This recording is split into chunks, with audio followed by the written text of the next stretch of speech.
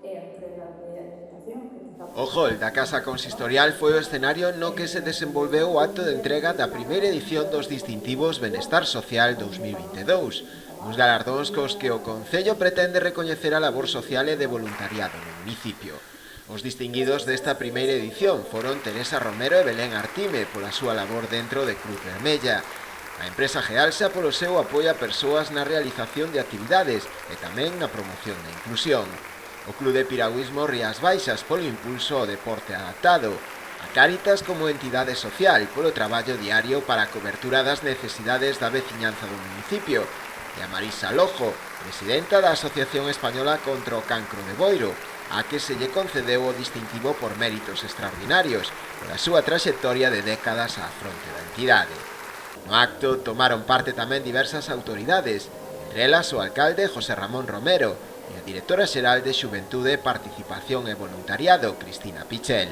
Os dous agradeceron no turno de intervencións o traballo e o labor desinteresado en beneficio da sociedade que realizan todos os premiados. Hoxe é un día para un recoñecemento social ao vosso traballo e en especial, aínda que hai moitas entidades e moitas persoas que contribúen á mellora do día a día, do noso día a día, pois en especial a todos os que pasastes agora nestes sitios por aquí a recoller o voso distintivo.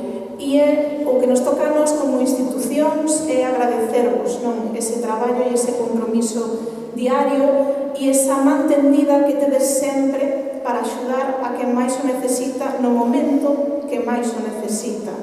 A diario vexo como as entidades sociais, as persoas voluntarias, empresas, persoal do departamento e a poboación en xeral se involucra no benestar dos demais. E por iso vos quero dar as gracias a todos os que hoxe estades aquí.